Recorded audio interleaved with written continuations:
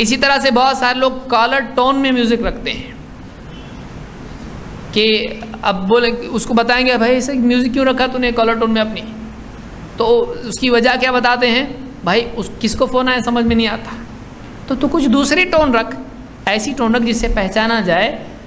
ऐसा नहीं कि पूरी फिल्म का गाना हो। और टोन आप जानते हैं कि ऐसे ऐसे डिस्को टोन उसमें होते हैं कि अगर नमाज की हालत में अगर किसी को कॉल आ जाए तो इमाम साहब भी खुश हो जाए कि भाई क्या कर, पूरी सफ उससे महसूस हो जाए।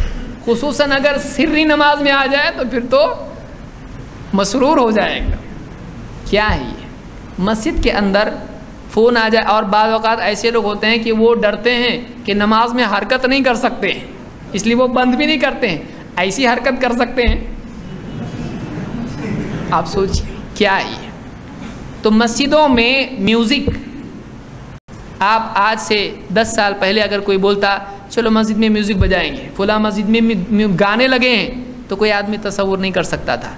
लेकिन आज कोई एक मस्जिद भी इससे महफूज नहीं है।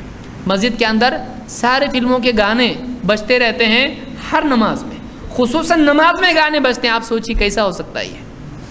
कितने लोग भूल जाते हैं, अरे भूल गया था मैं। आप क्यों, आप ये कैसे भूल गए कि उसमें रखना ही नहीं है। एक आदमी ऐसी टोन रखे ही नहीं अपने मोबाइल में जो शरीयत में जायज़ नहीं है। तो बहुत सारे लोगों की इस तरह की टोन होती है जो नहीं होना चाहिए। म्यूज़िक ये जायज़ नहीं है, म्यूज़िक जायज़ नहीं है। फिल्मों के गाने होते हैं, फिल्मों के गाने कि जिसको नहीं याद है वो पिछले साल गाने याद आ जाए, उसको जो भूल गया हो उसको सब याद आ जाएगा।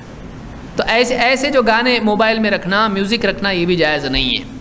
अल्लाह के रसूल सल्लल्लाहु अलैहि वसल्लम के सहाबी इमरान इब्न हुसैन कहते हैं अन्न रसूलुल्लाह सल्लल्लाहु अलैहि वसल्लम क़ाल फ़ी हादिहिल उम्मति ख़स्फ़ुन व मस्ख़ुन व क़द्फ़ुन, इस उम्मत में अज़ाब आएगा ज़मीन धंसने का और चेहरे बिगड़ने का और आसमान से पत्थर बरसने का। साहबा ने पूछा फ़क़ाल रजुल मिनल मुस्लिमीन या रसूलल्लाह व मता ज़ाक, एक मुसलमान ने पूछा अल्लाह के रसूल ये कब होगा। आपने फरमाया इज़ा ज़हरतिल क़ैनात वल मआज़िफ़ व शुरिबतिल ख़ुमूर, जब गाने वालियाँ और म्यूज़िक के आलात ज़ाहिर हो जाएंगे, गाने वालियाँ आम हो जाएंगी और गाने बजाने के इंस्ट्रूमेंट्स आम हो जाएंगे और शराब पी जाएगी, तो ऐसे वक्त में आसमान से पत्थर बरसेंगे, चेहरे बिगड़ेंगे और ज़मीन धंसेगी। ऐसे अज़ाब अल्लाह की तरफ से इस उम्मत पर आएंगे।